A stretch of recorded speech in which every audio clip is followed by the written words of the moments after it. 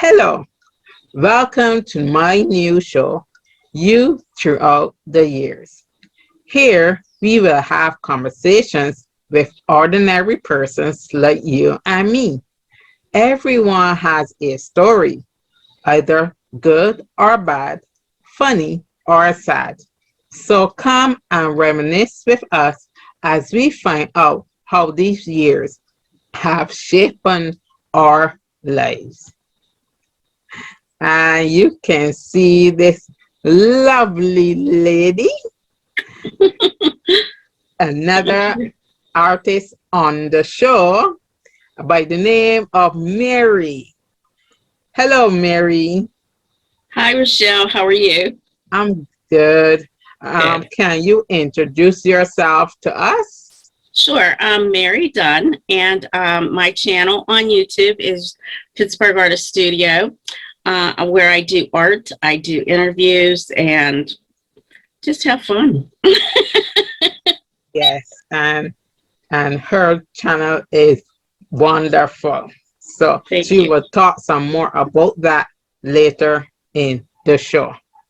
So as I always ask, what is the earliest age that you can remember yourself?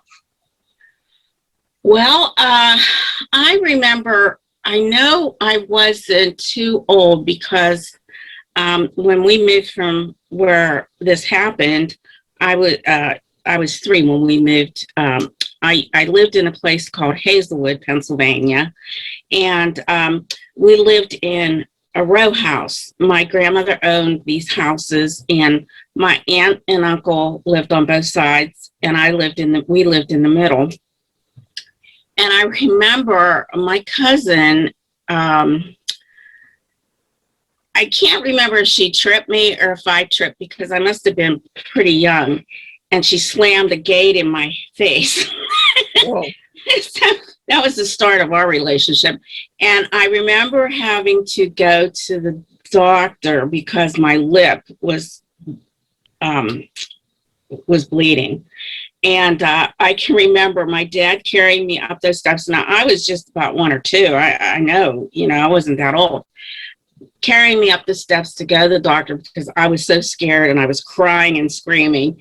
And the doctor couldn't really do anything because it was inside my mouth. So they couldn't like stitch it at that time because of infections and things like that. So it really had to clear up itself. So inside my lip, I have a scar from that. And oh, that was my earliest recollection of being young. oh, yes, Young, it was, yeah, yeah. that was a memory I know you will never forget. Yeah, I mean, it was kind of like weird that I can still remember that, but yeah, Yeah, I can things remember. come to you when you get a particular question, everything just falls back in your mind. So, Yes. what did your parents tell of you as a baby? Did they tell you when you started to talk and walk? Well, my mom said that I started walking at 9 months. Mm. She never did say how when I started talking. She always felt that like as a young person, I was like a sweet kid, like very easy to take care of and everything. I am an only child, so I grew up very close to my parents, very much so. But she always said that I was a good child. So I think I was too, because I was always afraid she'd beat me up or no, I know she wouldn't do that, but like your mom could give you a look and you knew you were in trouble. And I never, ever caused trouble, for Okay. them. Because I Oh, figured, I didn't want to hurt them because they took care of me. And from a young age, I didn't want that either. So, okay. We learned that you were only child, but did you want siblings?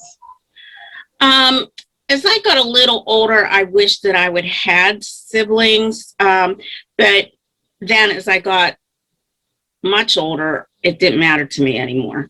I was content. because I have two children. So, kind of took that wanting of a sibling away.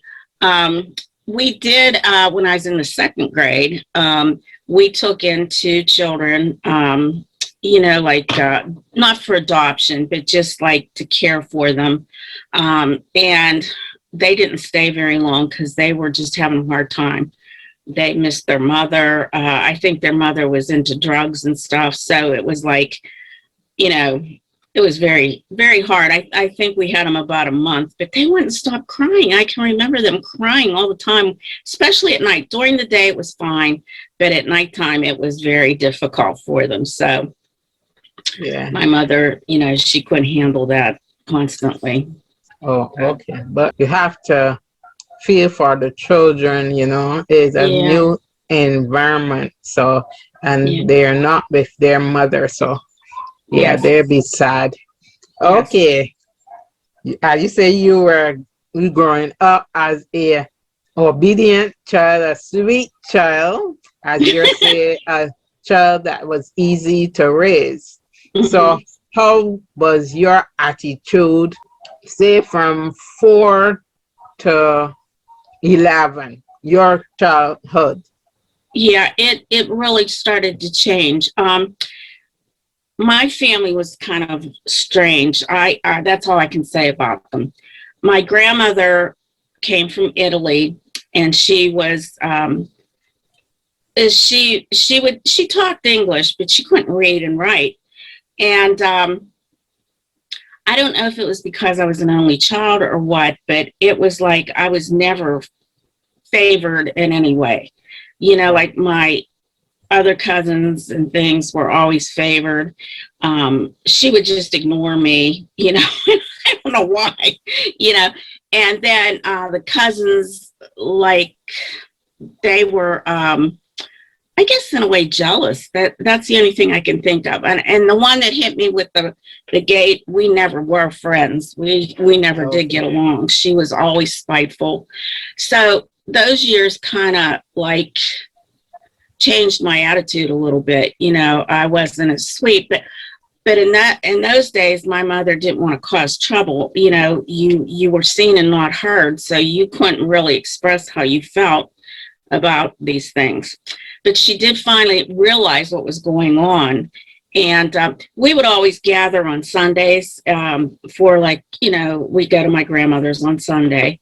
And all the aunts and kids were there. And she began to realize what was going on there, what was happening, and how they were treating me, because I was getting bullied. It was a bullying Okay. situation. So she changed the day that she would get down to see my grandmother. And as soon as I got old enough to stay at home, I didn't go at all, because, Mm. I always felt my grandmother was a little strange with me too. Now, my grandfather, he was a little different. He always kind of liked me a little bit. I know when he passed away, his wallet, I was the only person in his wallet, like a picture.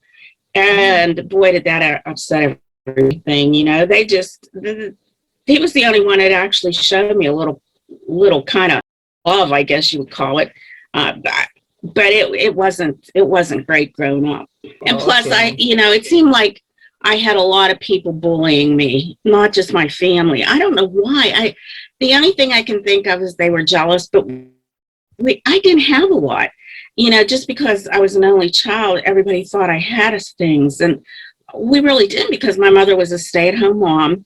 My dad worked and everything, but it wasn't like, I was like, had a ton of toys or clothes or any of that stuff. I was just like anybody else growing up that had a big family. Okay. Well, that is something you will never know, but Yeah, yeah. you came through it. I It got did, through it. right. It did not define you, and you did not come in, I hope, bullying others. Yeah, I didn't bully people. I can't fight. I'm not a fighter. Somebody could punch me and I'd try to punch him back and I'd miss all the time. I couldn't like give him a real good spot.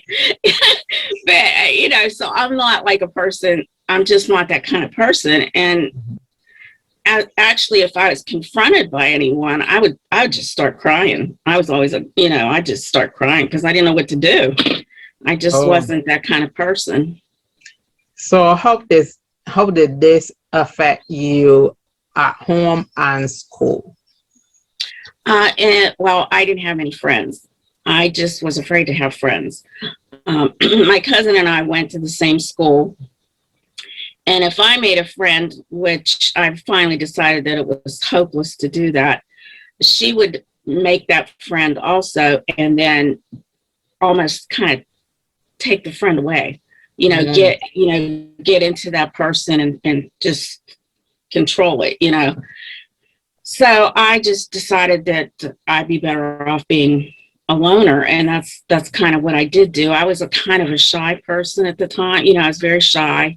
Um, I didn't want to be like close to anybody because I didn't want to get hurt because I had all that hurt from the past. So that's kind of like what it did to me. Oh, I can understand that loneliness and feeling like everyone is out to get you, you Hmm. know? And Yeah. I am sorry that you went through that. Um, Well, I don't bother with them anymore. So uh, it's better, it's better just to stay away from people like that. So that's what I've done. And I feel better about it. okay. So that was your childhood.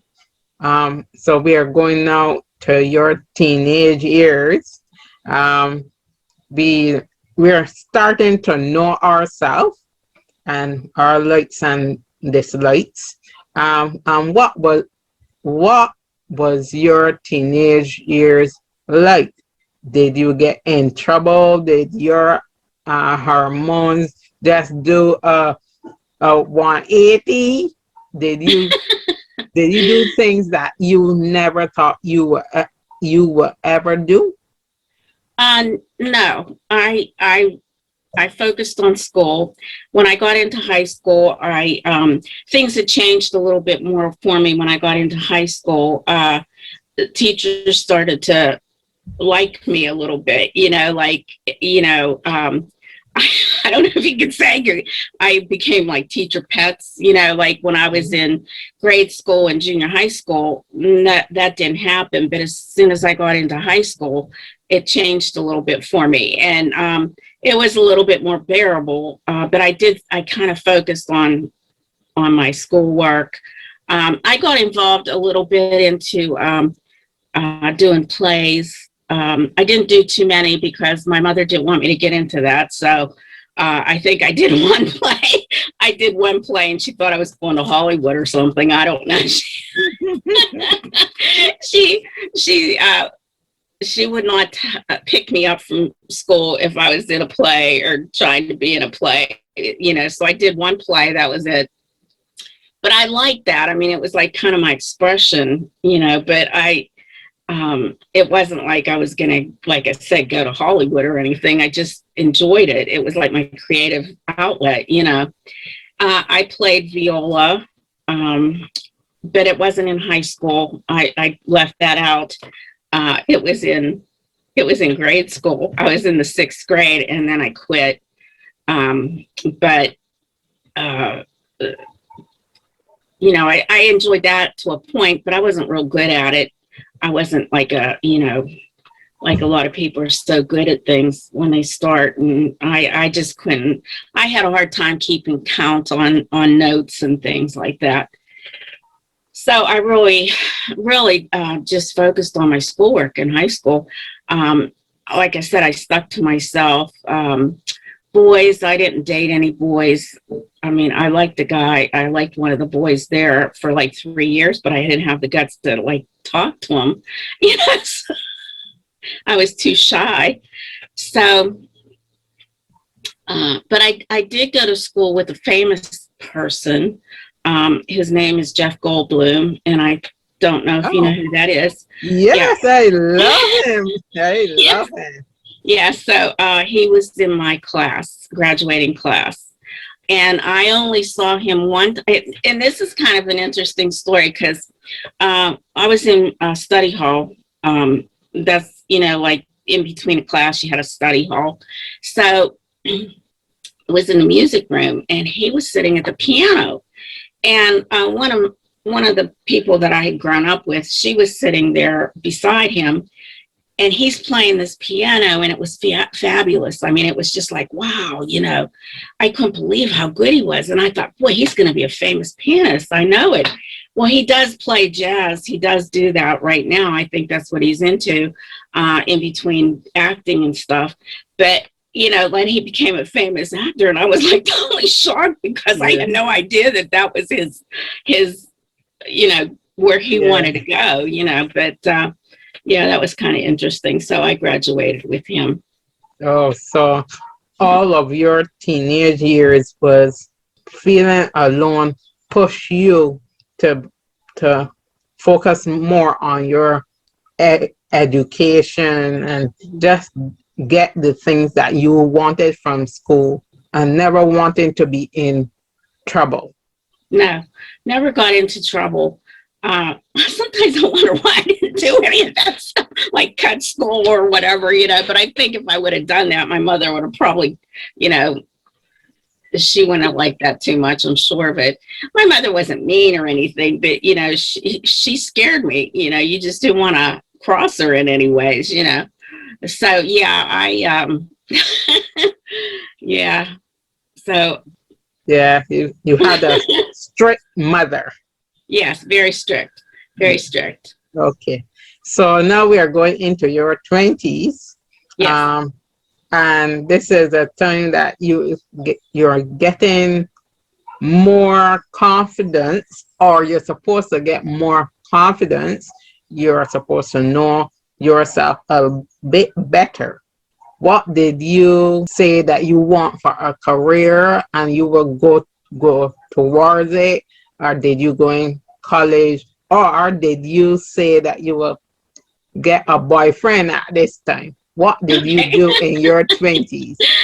Well, I went to cosmetology school and I became a cosmetologist. I actually can teach cosmetology. Okay. So, yeah, so that was my career path at that time. But I had like a cushion because when I was in high school, I took up business. So that was secretarial work and stuff. And so I had that to fall back on if I didn't like the hair. Okay. Well, um, I liked doing hair. I loved it, but you couldn't make much money on at that Oh, time. I think my first paycheck was $14, and I worked like I worked over 40 hours that week, wow. and I thought, oh, and I was in a salon that I thought was a good salon that I Mhm. was gonna, oh man, I was gonna be rich, because that's what they tell you, you're gonna make money and all that. At least at that time, that's what they said. And they probably Okay. still do that. So yeah, so then I went back to the secretarial work, but I never liked that. I did meet people, I did meet boys, and probably that was one of the things I did do that was different. I was 19 and I was going into bars. You had to be 21. So I would borrow people's cards. I mean, it wasn't like there was a picture on a card. It was a driver's license at the time. Didn't have the pictures like they do now. So I could, I would get everybody that I So knew. you did something. I You did did do something in something your wrong. teenage years. Yes. Yeah, It might be but at the end of your teenage years, but you did something. yes, I did. So that was probably the only thing I did wrong. But it was the only way I could meet anybody. And I had started to come out of my shell because being a Mhm. hairdresser, you have to learn how to talk to people and you have to.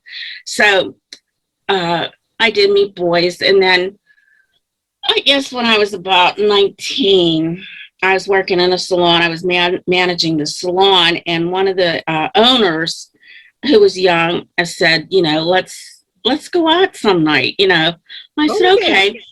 So we went to a place. It's called Carnegie, and I met this guy there. And he ended up being my husband, Yeah. but he also ended up not being my husband because he was a real. We won't even go into that, but yeah, he was quite interesting. So I have two children to him. Okay. So those are my two kids.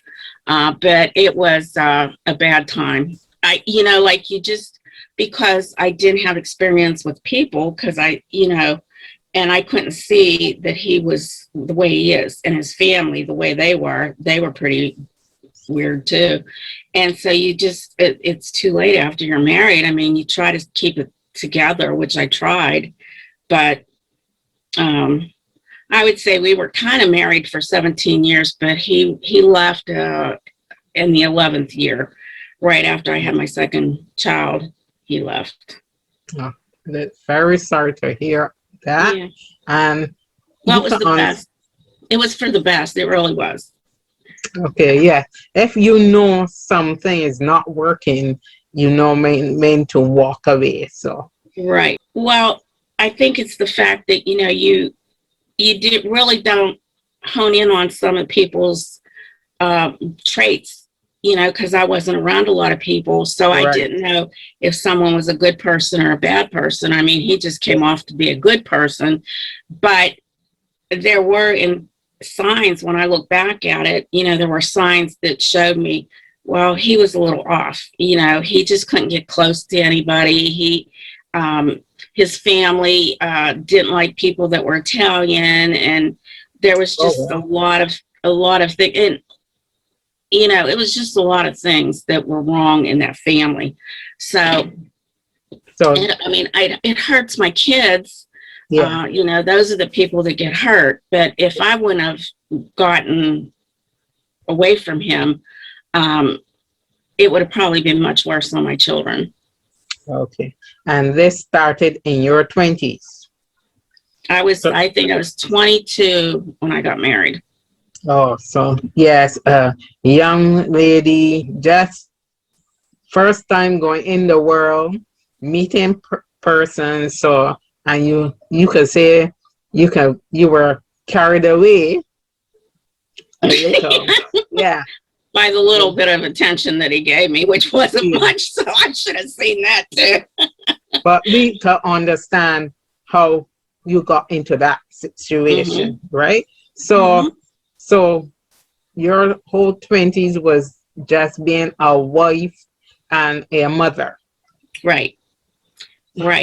And then, so like, as I was getting into my 30s, that's when we kind of like decided that was it. He left. He did one thing that was just too much for me, and then I told him to get out. And I didn't know what I was going to do, because I couldn't really do hair because that wouldn't support me and the children. I didn't want to go into secretarial work because I hated it. And so that's when I went to college. I was like in my late 30s when I went to college. How did you manage? Did you find it difficult to be a wife and a mother in your 20s? Well, not being a mom, because I always loved that part of it. I felt I got a lot of mental abuse. It wasn't, like physical abuse, but the mental abuse was terrible. I was always told I was dumb. I didn't, nobody would take my comment as serious. I wasn't allowed to buy clothes. I wasn't allowed to use the car. It was just like I was stuck.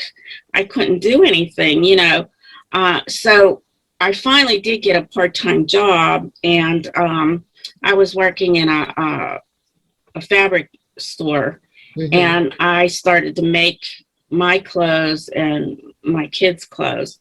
So once I got divorced, I never touched that sewing machine again. I bought everything after that, even if it wasn't a great quality, I bought it because I just wasn't going to sew anymore. That was terrible having to do that, It was free. It was freeing for you at that time. Yes. Okay. There So was going, freedom. It was okay, definitely freedom. okay. So going into your 30s now, you said it was going closer to the time when you said enough is enough. Mhm. So you went back to school, and what other lessons did you learn in your 30s that made you change careers or go after what you really wanted?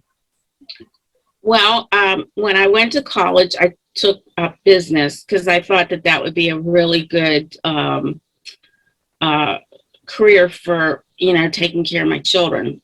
Mhm. And I really, the first 2 years, I hated college, and I thought, why do I have to do this? Why am I being tortured?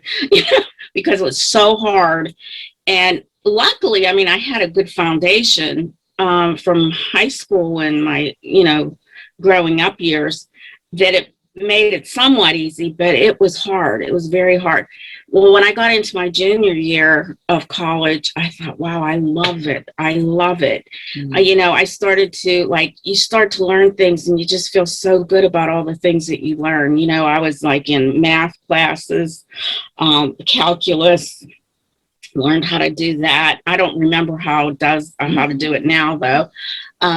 I had taken theology, which was my minor, which I loved, and I still am constantly reading different things, biblical. I just love that stuff. I had a really good teacher. Um, and it's funny because when I as quiet and shy as I was, that's where I think I started to come out of that, really come out of it. We had a great teacher. The college I went to was a Catholic college. So we had a wonderful teacher. He was a Mennonite, and he was so inspiring. I mean, you would go to his class, you felt like you could go out and just help the whole world, after you got out of his class. He was just so amazing.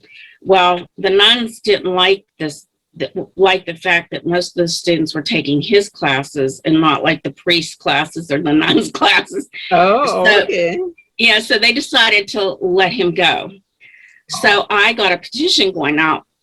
I never would have thought to do this. Like I would have been so afraid, like, don't do this, don't do this. I got a petition going to have, the students sign the petition and try to get him to stay. But it didn't work. It didn't work. They still got rid of him. He came in, he said, I was working as a work study. And he came into the office that I was working in, and he said, I really want to thank you for what you did. He said, they did take me to lunch and they still told me I needed to go. I said, oh man. Wow. I was so upset about that. I said, oh, because he was so good.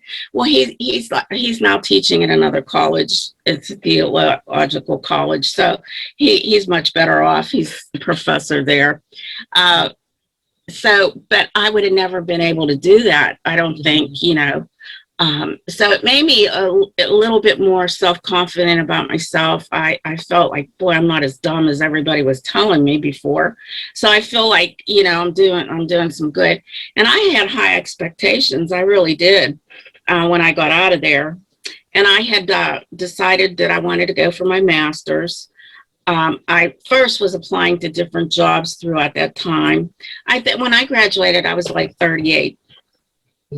So, and I did find a job, and we'll talk about that too if you want to go into that. That's Yeah. like, And this is so inspiring. Yes, a part of your life could be terrible. It's not going the way that you want it to go.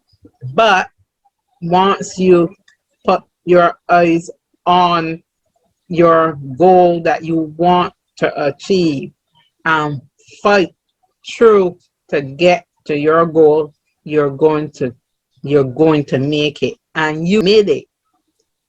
yeah, You were a mother with two children, going to school, and graduated. I hope all persons who are watching this and will share this, tell someone that their life is not ending. Their life has now started. Once Right. they say that they can do something, their life has now started.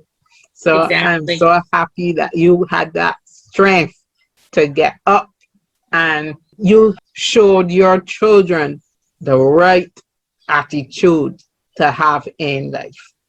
Right. You never give up. It might not turn out sometimes the way you want it to turn out, but it just is.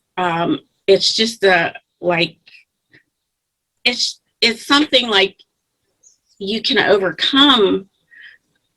You know, even though I went late in life, it was probably better that I did go later in life because I could appreciate it more.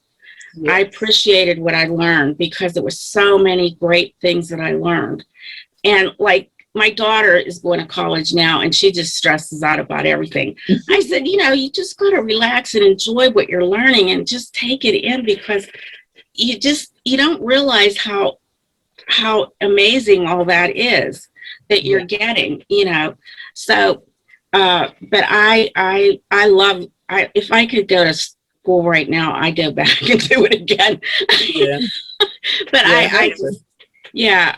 So at any age you can do this. You don't have to be, right out of high school. You can Yeah. go at any time. And you see a lot of people that are older that get Yeah. their degrees and things. So Especially in their 90s, a lot yes, of yes, 90s are going to school, and that is so wonderful to see that. yeah. Uh, Even if it's for your own personal self, Yes, it yes, doesn't have to be for anyone else but yourself. yes. And that's what I Correct. did with my master's. That was for me. I mean, my undergraduate was for my kids because I needed to take care of them, but the master's was for me. Okay, so now we are going into your 40s where you are feeling more confident and feeling good about yourself and how you are learning. So, Hmm. and this is when your masters came in. So, Yes. tell me how your 40s was for you and how easy was it or hard was it to achieve your masters? Yeah. Well, um, I got a job working for a utility company, a gas company. And I thought, wow, this is great. I have a great job. Everything's going to be great. And it was not good. It was not good. But I did. One of the things that happened there is that I got my master's degree paid for 100%. Okay. So out of all that I had to deal with, I was in a job where mostly men were. Mm. So the men kind of didn't like the fact that there was a woman in this job. It should have been a man's job. So I was sexually harassed, which back then I didn't even realize that that's what was going on because I was so naive. I never really worked in a corporate office. Okay. And I had a boss that they called Charlie Manson. That was his nickname.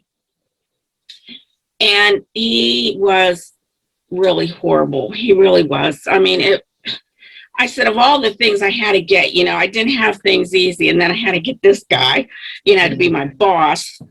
And like I had just the things I had to endure. Now, like my peers were the ones that gave me the sexual harassment. Oh, okay. Because I'd have to like supervise sometimes and on these different crews and things like that. Well, those guys were really great. I mean, they were very good to me, because there was things I just didn't know. I mean, I never put pipe in the ground or, you know, Mhm. did that kind of thing. So they were very nice, but it was the people that like were the supervisors and the managers, and I would go in and my desk would be covered with garbage, things like that. And you don't realize that's harassment because they didn't talk about that then. So I was trying to get promoted. I was trying to put my application into several different jobs. And there was one job that they required a master's degree. And they gave it to somebody that didn't have a master's degree. So I questioned it. That was the wrong thing to do. That was the wrong thing to do. And I was just trying to get out of there so bad because I couldn't deal with it. And I had gone to HR. They wanted me to confront these people. And, you know, like, you're getting harassed like this and you're supposed to confront these people. It would have made things 10 times worse. Mm-hmm. So I didn't know what I was going to do. And I came home that day and I was crying. I said, I'm going to quit. I can't deal with this, because I had remarried. I was telling my husband, I just can't do this. I can't do this. So luckily then they did promote me because of the fact that I was upset. I went to HR and everything. And then 2 years later, they eliminated my job. So I figured they put me in that job to shut me up. And then, you know, it just was the typical kind of scenario for sexual harassment. I mean, you know, it just is too bad that it came like how many years later, 40 years later, since, you know, where things can change now. Yeah. It's changing now. But my work life wasn't easy, but I kept going. I mean, I had been downsized several times in my career, which, you know, you have to start from the bottom and work your way up again. And I ended up, I had, in between that time period, I had several different jobs. And then when I finally did retire, the job that I had, I worked in the office there for 10 years. And it was also in the oil and gas field. So I started out, it was called distribution, and then I ended up with production in the gas industry. So it wasn't too bad there. It was fairly decent, but everybody would always think I was the secretary, and that used to upset me. Not that being a secretary is bad, but I just hated that work. Yeah. But you know, it all worked out, and now I'm retired and I'm fine. You know, you get over it. Yeah, and yeah, again, sorry about that. And yes, you went through a lot of trauma and drama. Well, you know, that first job, nothing like that will ever happen to me again. And it didn't. I made sure that it didn't, because I had another job where this one particular person pushed me away from his desk, and I walked off the job. I said, I'm not dealing with this, because I'm just not dealing with it. And I had written to the owner and I told him what had happened, you know, and I thought, nobody's going to touch me or do things to me like I was done. So you do get stronger. You don't let anybody hurt you anymore. Yes, you always get stronger. So you mentioned a new husband. So yes. Tell us a bit of how you met your husband and how the whole love affair started. Well, it was pretty good. I mean, I was getting ready to graduate from college, and we did an internship. So I wanted to originally get into healthcare profession. You know, I just wanted to help people. And so I was put into this position as like an assistant manager of the gift shop, which I didn't want to do that either, but it got my foot in the door to the hospital, you know. So I'm in that gift shop. It was the gift shop for the hospital. And this guy walks in, and I thought, wow, look at him. He's cute. And my legs started to shake, buckle, you know. I thought, nobody has ever done that to me, ever. Even that kid that was in high school, I mean, that I ever made my knees buckle, you know. So the security guys there, you know, I had become friendly with them because they would come into the gift shop, check things out and everything. And I I saw the one actually talking to him, and I said, "Oh, who is that guy?" And he said, "Oh, that's Steve. He's married. He has a couple kids." I said, "Oh," so I said, "There went my hopes." And so they left, and I guess about 20 minutes later, they called the gift shop to tell me that they looked up his name, and he's not married and he doesn't have any children. And I said, "Well," I said, "I'm done here in April." I said, "I want a date by the time I'm done." Wow. You got So, bold. yeah, I said, "They set me up." So we went on a date, and then a few years later, because I still wasn't divorced yet, I still was married because I'm still going through this. Mm-hmm. You know, it was a lot of stuff that I was dealing with that. So finally got my divorce, and then we got married. So we've been married, I guess it's 28 years. Oh, wow. Mm-hmm. Okay. But I'm glad that you found someone to make you happy and Yeah. smiling every day. Yeah, that was a neat experience. You met your husband, you're enjoying, and now we are going to go into your 50s.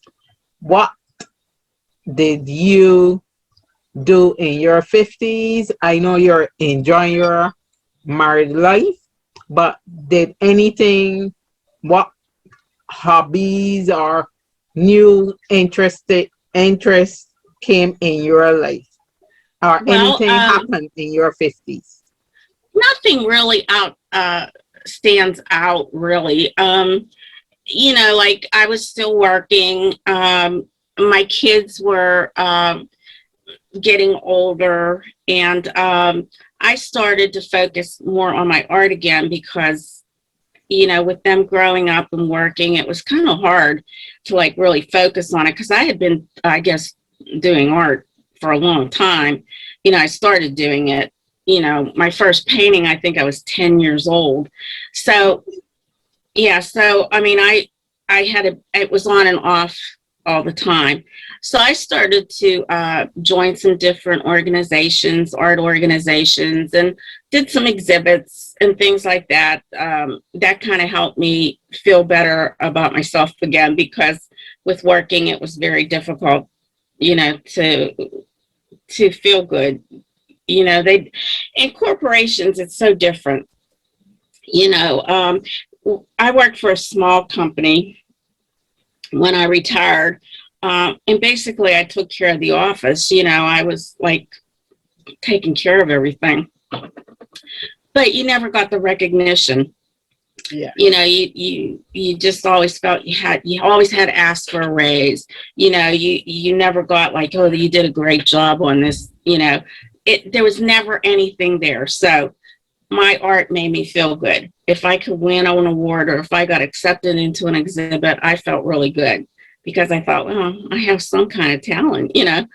So that's basically what my 50s were like. I just started working more on art. My husband, there for a long, long time, he was not in any bands or anything. He's a musician. He got burned up by it, and I can see why, because I'm getting burned up by it now. So he started up again in playing for different bands, and it's been kind of fun. The last one with the COVID kind of just disintegrated, and it made me feel really bad because they were really good, and so. You know, like he's playing in another, he's always got a gig of some sort, you know, he plays for somebody. So that's kind of like where that went, you know, like we got out a little bit. And then also I was taking care of my mom. My dad had passed away. My dad passed away actually a year after we were married. And Steve's parents died relatively close to that too, a few years later. Okay. So we really, you know, I took care of my mom because she wasn't real healthy. She had rheumatoid arthritis and some heart issues. And so she lived with me for about 15 years. And she passed away about 8 years ago. Oh, So, very sorry to hear. oh, thanks. Yeah, we were very close. That still has an effect on me. I still miss her very much. You know, you're always close with your mom, Yeah. unless your mom's a goofball or something. But my parents weren't like that. They were good parents, so I can't say anything bad. You know. Um, but yeah, so my 50s, that's just about all we did. We just kind of went out to different, gigs and did those kinds of things where he's a bass player. So it was fun. It was fun. Okay. So two artists making music and art Yeah. together. Yeah. Yeah. And I think that helped me to get back into my art too, because I Yeah. heard him playing and it kind of just sparked me to get back into it and do the things that I wanted to do too. Oh, okay. That's good. That's really wonderful. You can say that you're 60s, and can you share how old you are? Yes, I am 68 and I will be 69 in August. No, Yeah. she is Yeah. not Well, 68. it's this light ring. I think it helps to hydrate. No, no, she does not look. Look at Oh, her. I thank you. thought she was 40, 49, say 51. Oh, Mm-mm. well, thank you. Thank you. And you see, and you can see her with all her colors at the back and her eyes and her hair. Uh, not I try to 68. I try to be youthful even though I'm getting older. I mean, in a couple more years, this isn't going to work. Your 60s is just a continuation of your 50s, you can say. Yes. I when I retired, I was 62. I retired early because I was having issues with my back and things, So it was hard for me to be at the computer all the time, and I was starting to miss work a lot, and because I just didn't feel good. I just didn't. After my mother died, I just didn't have the urge to work, Oh, okay. because I felt like, we're only here for a certain amount of time, and I want to enjoy my last few years. I don't want to have to, be stuck in a day and day in and day out job. I did work part time in different places. I actually went back and started doing hair. Okay. But yeah, so last year I had issues with my hand that it locked up. I couldn't move my thumb. So Okay. I had to get an operation on my hand to get that back so I could get my thumb working again. Oh, It still hurts. And now I'm having really bad issues with my back. So I've had to like step back from my artwork again.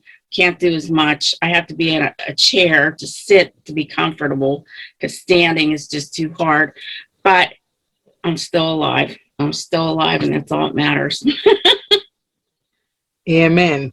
Yes, Really is really what that that's the only thing that matters. You are alive and you can still enjoy. right. Okay. Now we are going to enjoy again together. Okay. All Right? right. Sounds good. And I find what the guest interests are. So of course it's art. Yes. So we will play a game of Pictionary art. Okay. Okay. Okay, I'm first. Okay. Oh, this one here. Okay.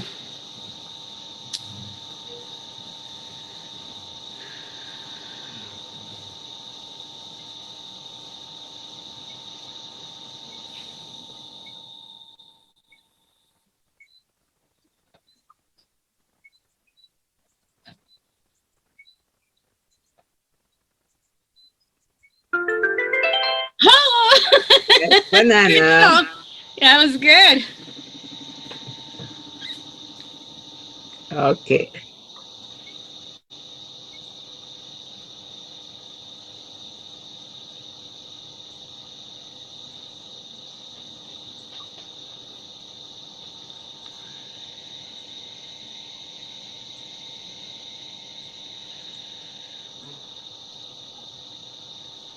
Okay. I'm only getting one thing here. Okay. Well, you know that I'm not the artist.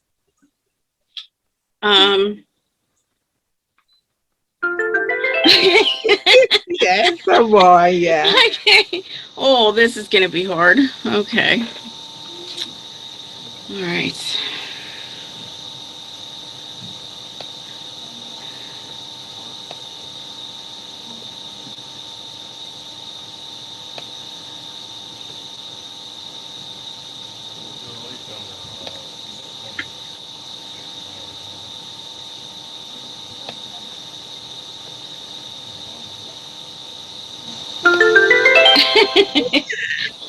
I like this game. This is cute. Yeah.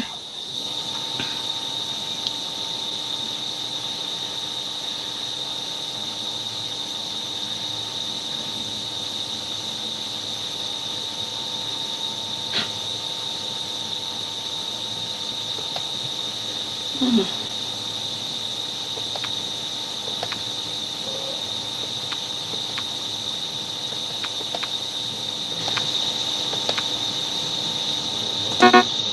No.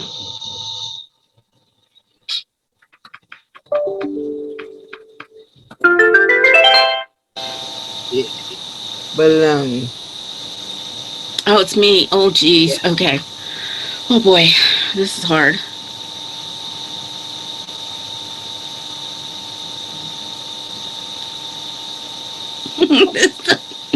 Oh, that doesn't look too good.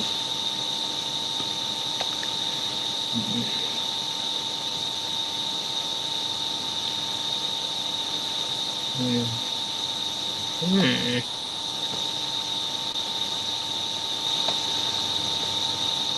What?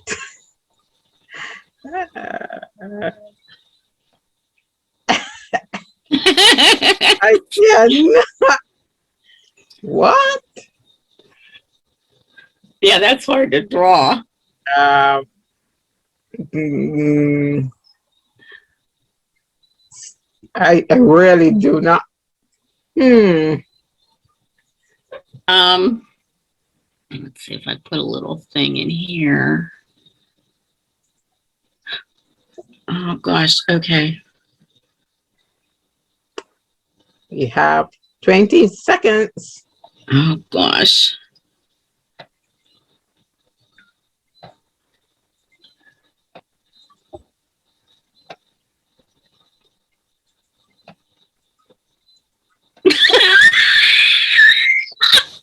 I'm having a hard time with this one.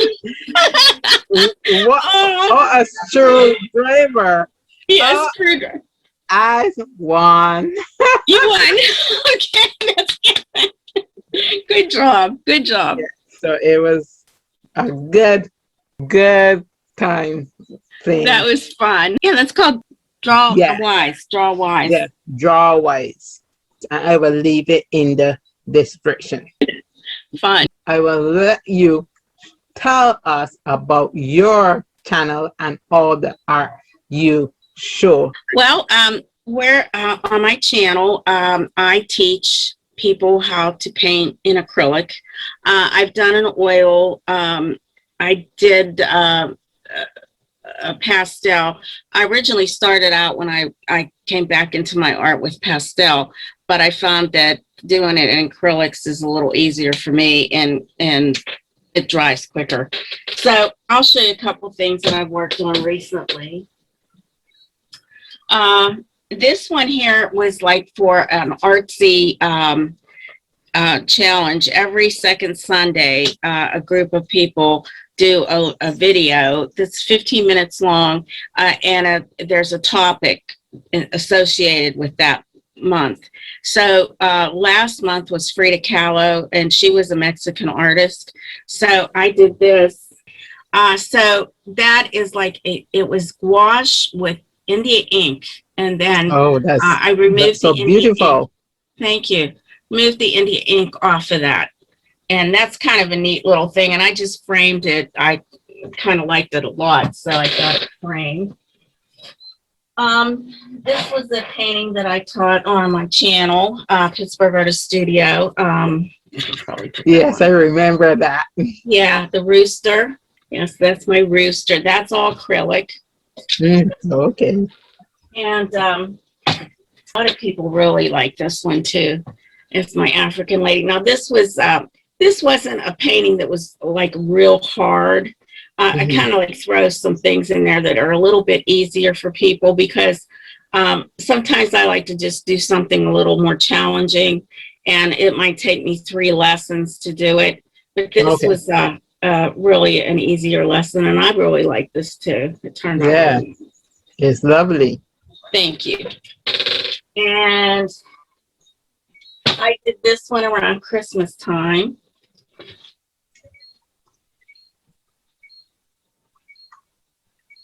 Ah, Little puppy. yeah, This so puppy. cute. Cute. It's so cute. I thought that was a cute little thing. So that would be more challenging. That would be a little bit more of an intermediate painter. And then this was also one of those artsy second Sundays where I did a turtle poking his head out of the water. Yeah, Yeah, they so all are so good. thank you so much. Thank you. Yeah, I really do like now. I'm trying to get something together to, do a newer one. Uh, hopefully this week or the beginning of next week. So hopefully I'll get something up there. And you have heard about her channel. I will leave her channel in the description. So if you are interested in any part of art, painting, or whatever, My go to interview is Mary. different. Go to Mary at Pittsburgh Artist Studio. Yes, it's a mouthful. Yeah. And Well, originally, you go online, you don't want to tell everyone your name, your full name, and everything. But then after you get on there for a while, it's yeah, you got to let people know who you are. yeah, right. So go So there and you will learn a lot. And I found you because I love painting when I was in primary school age. I used to paint, but oh, now I will, because I have one hand now and it's not my dominant hand, and uh, getting the supplies is not cheap. I yeah, don't get to paint yeah, anymore, and I have forgot the uh, art of it. So yeah, one day I would really like to do something, but it can't I can't do it right now. yes. So, Yes, and it probably, if you could, if you could, I know myself, I'm having a hard time getting supplies too. That was basically one of the reasons I was working, in order to, have the supplies, because the supplies have gone up so much. I mean, when I first started, when I was like 10 and I painted that one picture, I mean, my parents couldn't afford to get me all that, frames and everything. It's pretty hard. I mean, it's just not easy. I do my own framing, but it's hard to buy all that stuff. yeah, People don't realize that either when they're, purchasing art. They think it should be yes, cheap, and there's a lot of cost involved. yeah, But it would just probably, if you could get that therapy going, unfortunately, I guess it's pretty hard for you. My dominant hand is my right hand, and when I had that operated on, that was pretty hard. So yeah, I'm not a left-handed person. So yeah. If the supplies were a little cheaper, yeah, maybe, and because in Barbados everything is 3 times more, so but oh, I respect painters or people in the arts because it takes a lot and costs a lot. So yeah, that's why I a lot of love, practice, yeah, a I lot of love money. any type of, yeah, I love any type of art. Well, maybe someday, Rochelle, you'll be able to get back to it. Yes, one day.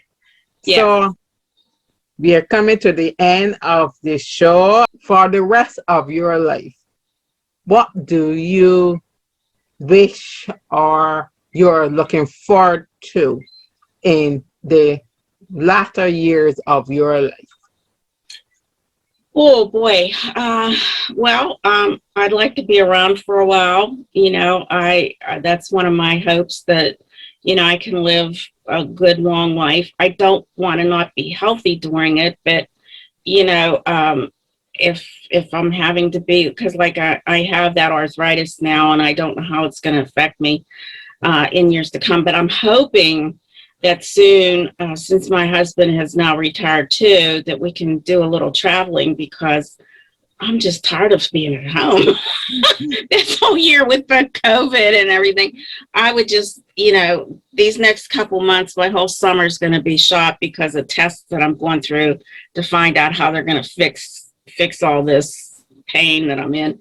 But so hopefully, we'll get to do some traveling. At least that's what there's so much to see in the United States, and I would just like to see some of these places that, I haven't been able to actually travel with working and things. So hopefully we'll be able to get to do some things. Okay, but I pray that your test will be positive for you, so that you and your husband could hit the road and enjoy every part of it. Yes, thank you. Thank you. And I'm hoping for you too. I say prayers for you. And now I'll put an extra added touch on there that you can start doing some art. The things will get, easier for you to do that. Oh, that'd be wonderful. Yes. Thank you very much. Yes. So okay. Thank you again, Mary. It is wonderful. And it was lovely talking I enjoyed with it. you. I enjoyed it, Rochelle. I was glad to do it. Thank you. It wasn't as bad as I thought it was going to be. I was able to hold up without crying. Yeah. Yes, that is true. But as I told you, I will cry with you. You will not be alone. So thank you. You're welcome. And I thank you, our viewers. I hope that you enjoy this conversation with my good friend Mary. Check out her YouTube channel and you will see all the beautiful pieces she has. And even if you want something, ask Mary. She will hook you up. So, I will definitely do that. Yes, thank you. So till we meet again next week. Bye-bye. Bye.